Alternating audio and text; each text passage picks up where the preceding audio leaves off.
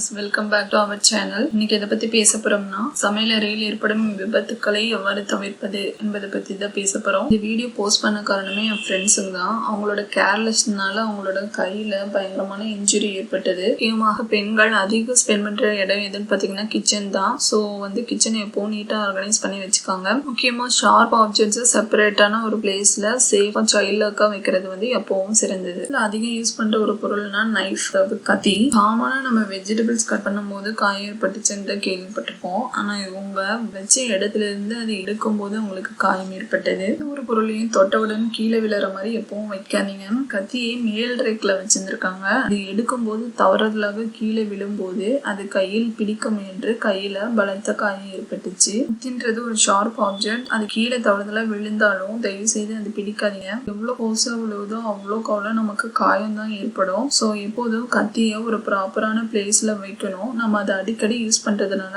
அடிக்கடி எடுக்கிற மாதிரி ஒரு இடத்துலயும் வைக்கணும். அதே சமயம் சில்ட்ரன்ஸ்க்கு எட்டாத மாதிரியும் பார்த்துக்காங்க. ஸோ கத்தி யூஸ் பண்றதுல பாத்தீங்கன்னா first tip, use sharp knives. கத்தியோட ஷார்ப்பு கம்மியா இருந்துச்சுன்னா அது ஸ்லிப் ஆகி ஆக்சிடென்ட் ஏற்படுறதுக்கு நிறைய சான்சஸ் இருக்கு. ரெண்டாவது, சேஃபா வச்சுக்காங்க எப்பவும் சில்ட்ரன்ஸ்க்கு எட்டாத மாதிரியான பிளேஸ்ல. மூன்றாவது, நீங்க காய்கறி நறுக்கும் போது கவனமுடன் நறுக்க வேண்டும். அடுத்து, எல்லோரும் எதுல மிஸ்டேக் பண்ணுவாங்கன்னா மிக்சர் கிரைண்டர் யூஸ் பண்றதுல தான். எவ்வளவு அவசரமா இருந்தாலும் தயவு செய்து மிக்சர்ல இருந்து ஜாரை தனியா ரிமூவ் பண்ணிட்டு அப்புறமா அதுல பொருளை சேர்க்கிறதோ இல்ல எடுக்கிறதோ செய்யுங்க. அவங்க ஜாரை ரிமூவ் பண்ணாம டைரக்டா அப்படியே அரைச்சதை எடுக்க போகும்போது தெரியாம பட்டன் பிரஸ் ஆகி அப்படியே ரன் ஆயிடுச்சு. அதனால அவங்க விரல்லாம் பாத்தீங்கன்னா பயங்கர காயம். நல்ல வேளை அவங்க ஃபாஸ்டா வெளியே எடுத்துட்டாங்க. இருந்தாலும் அது ஷார்ப் பிளேட் இல்லையா, பயங்கர காயம் பட்டுருச்சு. ஸோ அதனால நீங்க அந்த மிஸ்டேக்கை பண்ணாதீங்க தயவு செய்து. நார்மலா ஜாரை வாஷ் பண்ணும் போது கவனமுடன் வாஷ் பண்ணுங்க. இல்லைன்னா நம்ம வாஷ் பண்ணும் போதே நம்ம ஃபிங்கர்ஸை கட் பண்ணிடும். அதே மாதிரி அது ட்ரை ஆனதுக்கு அப்புறம் ப்ராப்பரான ஒரு பிளேஸ்ல ஸ்டோர் பண்ணி வைங்க. சில்ட்ரன்ஸ் எடுக்காத மாதிரி பாத்துக்காங்க. ஆமானா கிச்சன்ல எந்த ஒரு எலக்ட்ரிக் அப்ளையன்சஸ் யூஸ் பண்ணாலும் ஒரு சில காமனான டிப்ஸ் இருக்கு.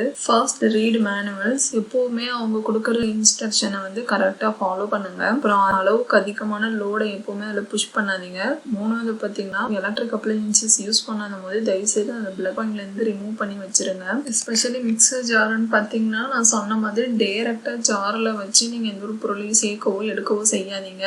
ஜாரோட மூடி கரெக்டா க்ளோஸ் ஆயிருக்கான்னு செக் பண்ணிக்காங்க. ரெண்டாவது, அது ஜாரை மிக்சர்ல பொருத்தும் போது கரெக்டா ஃபிக்ஸ் ஆயிருக்கான்னு பாத்துக்காங்க. நீங்க ஜாரை ஃபிக்ஸ் பண்ணதுக்கு அப்புறமா சுவிட்ச் ஆன் பண்றது இன்னும் பெட்டரா இருக்கும். அடுத்தது பாத்தீங்கன்னா குக்கிங் ஓவன், அடுப்பு, அதாவது கேஸ் ஸ்டவ் தான் மோஸ்ட்லி நம்ம எல்லா வீட்லயும் யூஸ் பண்ணுவோம். அதை ஆன் பண்றதும் ஆஃப் பண்றதும் குழந்தைங்க பார்க்கும்போது அது ஒரு பிளேயிங் கேம் மட்டும் டர்ன் பண்ணி பார்க்கணும்னு ஆசைப்படுவாங்க. ஸோ குழந்தைங்களுக்கு எட்டாத மாதிரி பாத்துக்கோங்க. சமையல் முடிஞ்சதுக்கு அப்புறம் அந்த சூடான பாத்திரத்தை எஜ்ஜின் ஓரத்துல வைக்காதீங்க. தெரியாம குழந்தைகள் அதை எடுத்துட்டாங்கன்னா அது சூடான உள்ள இருக்கிற பொருட்கள் அவர்கள் மேல பட்டு அவங்களுக்கு தீக்காயத்தை ஏற்படுத்திடும். சூடான உணவுப் பொருட்களை கவனமுடன் கையாள வேண்டும். சூடான பாத்திரத்தை ஒரு பிளாட்டான சர்ஃபேஸ்ல கரெக்டா வைங்க. கிச்சன் ஃப்ளோரை எப்பவும் ட்ரையா சுத்தமா வச்சுக்காங்க. கீழே எண்ணெயோ தண்ணியோ பாலோ செஞ்சுட்டா இமீடியட்டா கிளீன் பண்ணிருங்க. இதனால ஆக்சிடென்ட் ஏற்படுத்த நம்ம தடுக்கலாம். சில அடிஷனல் டிப்ஸ்ன்னு பாத்தீங்கன்னா எந்த ஒரு எலக்ட்ரிக் ஜாமானத்தையும் நீங்க ஈரக்கையினால தொடாதீங்க.